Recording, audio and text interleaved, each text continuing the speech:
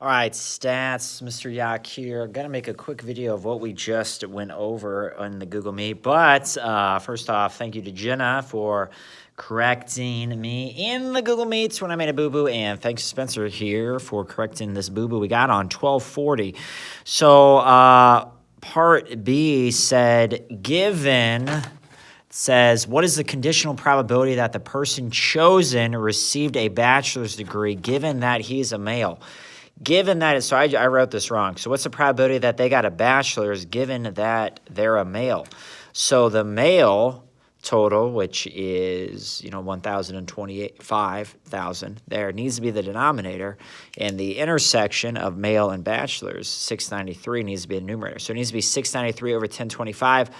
Originally, I had it written right. Then for some reason, I switched it. 676 is the answer. So it needs to be 693 over 1025.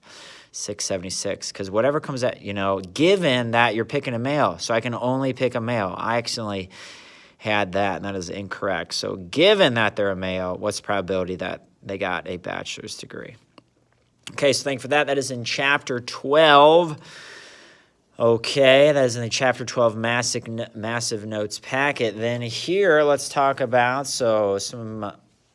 one of you emailed me that you had a doctor's appointment. So we'll see.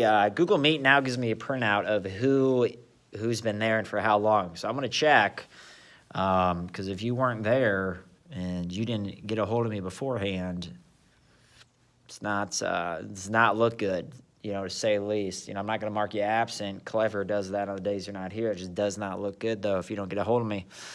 Either right after or right before. So when a pair of dice are rolled, what's the probability? So this is this packet here. What's the probability that the sum is a 6 or a 7, given that it is less than 10? So X is the sum. I want the probability that X is 6 or 7, given X is less than 10. Yes, I need that statement. 1 through 6, 1 through 6. These are all the sums I could get.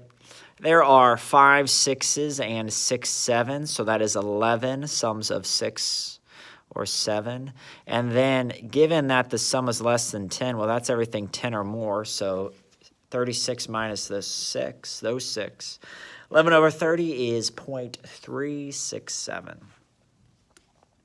All right, so we're actually in class just going to finish number 4 tomorrow. I'm going to give you the answer to 4, though, here right now. So a single urn contains 5 red, 4 green, 9 orange balls. That's 18 totals. 3 are selected without replacement. That means you pick a ball, it's gone. So what's the probability of no green? So there are 4 green. That means my first pick, 14 of the 18 aren't green. Then if I pick one, I'm left with 17. Again, I'm not picking a green, so there's still 4 left. That means 13 of them are not green. Then my last pick, there are 16 left. Again, I did not pick a green, so there are still 4 green in there. That means 12 of them are not green. Multiply the numerators, 2184. Multiply the denominators, 446. What is the probability at least one is red? At least one red means 1 minus the probability of no red. So it's kind of like A then. So 1 minus, again, there are 5 reds, so that means 13 of the 18 aren't red. Then I picked one that isn't red. There's still 5 red, 12 of them aren't. Now there's 16, 5 are red, 11 of them aren't. Multiply 13, 12, and 11, 17, 16. Denominator still that. 17, 16 over 48, 96 is 350. 1 minus 350 is 650. Now what's the probability you get exactly 1 green and 2 oranges? So you could go green, orange, orange, or you could get an orange, a green, then an orange, or you could get an orange, orange, green. So it's like, what's the probability that you make 2 of 3? You have those free throws. You have those 3 distinct events there. Now, you'll see here in a second, they all have the same probability, just like the probability of, we know of making 2 out of 3 free throws if you have the same percentage. So 4 are green, so 4 of the 18. That's the probability of getting a green. Then you've taken one that isn't green, so you have 9 of the 17 remaining that are orange. Now, of the last 16, 8 of them are now orange. And you're going to see 4, 9, and 8 as the numerators all 3 times. 9 out of 18 chance of picking an orange, then 4 out of 17 for green, then 8 out of 16 for orange. 9 out of 18 orange, you've taken an orange, so there's 8 of the 17 left. You've taken a green, which is 4 out of 16. So however you, it rounds 4 times 9 times 8 over 18 times 17 times 16, rounds to 059. If you triple it, because there's 3 of them, you get 177. Or if you just get this answer and multiply it by 3 immediately, that's the more precise answer of 176. All right, now you're just going to pick 2 without replacement. Calculate the probability of this exact event, you getting an green, then an orange. So the probability of green, then orange, means you pick a green, 4 out of 18. 9 oranges left of the 17. So that is 118. You pick a red, then the complement of red. Red, then not red. So there's 5 of the 18 red. Then of the 17 left, 4 are red, so that means 13 are not red, because there would be 9 orange and 4 green. 212. All right, so that was the first page there. This next one, kind of the first of its kind. This is geometric distribution. What's the probability that your first success is on the nth trial? You have a 25% chance of making a shot at a certain carnival game. You win the game if you make a single shot in 4 attempts. That's it. There's just one prize. If you knock down a single shot within 4 shots, you have won. What's the probability you win the game in 4 or fewer attempts? So I'm not shooting 4. I'm shooting up to 4. So let X be the attempt number of the made shot. So if that, and I want the probability that X is less than or equal to 4. So the probability that I make the first shot is 0.25. The probability that I make it on the second shot means I miss it, and then I make it.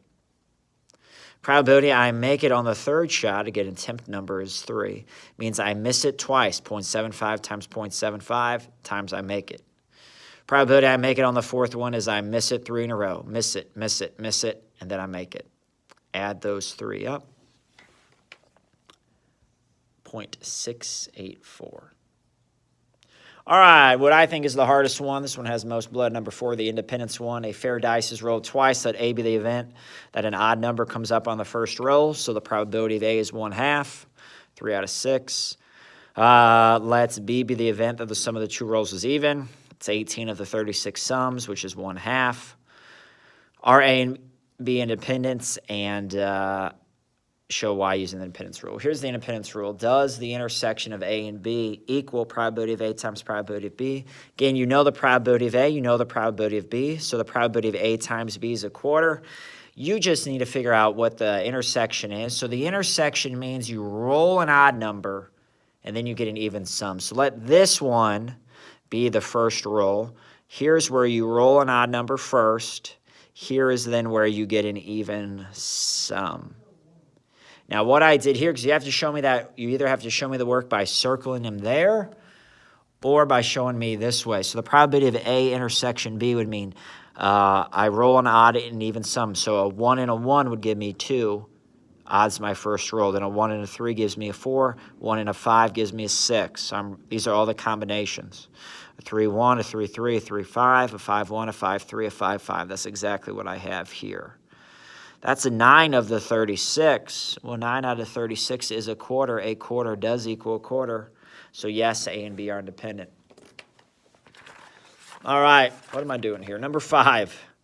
A signal is transmitted over a noisy channel. It is known that the signal will be correctly received. Probability 0.65. This is a good question that was asked today in class. This is not like 3-3. I didn't have to shoot 4. If I knocked it down on the first attempt, they would send me on my way with my big, plush toy, okay? Here you are sending 4 in succession, just to make sure, okay? So if you get 3 of them that are received correctly, even better, all right? So if 4 are sent independently, what's the probability that at least one of them is received correctly? So X is a received signal. What's the probability that X is greater than or equal to 1? That's 1 minus the probability they all fail. So again, you are sending 4 no matter what, 4 in a row. You won't have time to hear like, hey, did you receive this? You're going to send 4, send 4, send 4. They'll try to decode it. They might get 1, they might get 2, they might get 3, they might get them all 4, or they might get 0. So the probability it fails is 0.35 raised to the fourth. So that's the probability they all fail. So the probability at least one is received is 0.985. All right, and I go in here. Number 6, I'm just going to show it using the probability of A. Union B is the probability of A plus probability of B minus their intersection. So the probability that they took calc is that. The probability they took physics is that. The probability they took both is that. So the probability that they took at least one of the classes is 0.8745. So the probability they took neither, or the probability of A union B, that complement, is 1 minus 8745. It's that. That one's not bad. I wouldn't make a Venn diagram here because I'm only asking you one single question. Okay, number 7 is new for us. So read that. Because of cost, you're just going to use 4 different suppliers. Obviously, A is looking to be the best. It has the lowest defective rate. 35% chance you buy from A. A has a 4% defective rate. 30% chance you get it from B. B has a 6% defective rate. 20% of the units come from C. C has a defective rate of 8%.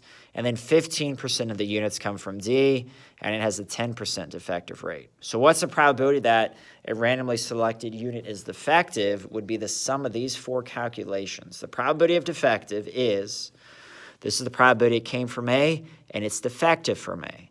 Really organize yourself like this. Plus the probability it came from B, times the probability it's defective from B, plus the probability it came from C times the probability it's defective from C, plus probability it came from D times the probability it's defective from D. And then add them all up. That's the probability you get something that is defective. All right, what is the probability that you get something that's working properly? So what's the probability it's good? That's 1 minus the probability it's defective, which is that. The reason you want to organize yourself really well here is the rest of them are going to utilize those 4 calculations in some regard.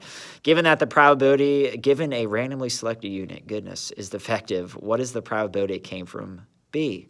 So probability it's from B, given that it's defective. So the defective probability needs to be my denominator.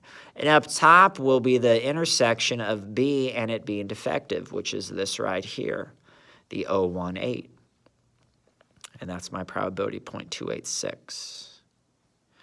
Given that the randomly selected unit is defective, what's the probability it came from C? So again, this needs to be my denominator. What's the probability it came from C, given it's defective? Probability it came from C times the probability it's defective from C. The intersection of C and defective. There it is. And then what's the probability that you get something that is from A and it's defective? So that's just what's the probability you get a defective A. So probability it's from A, probability it's defective from A, bam. There you go, folks. All right, so that is it with this packet. This is a very good review. I'll help you with your quiz review and your Chapter 12 Mega Homework sets. This is Yak Math Videos signing out.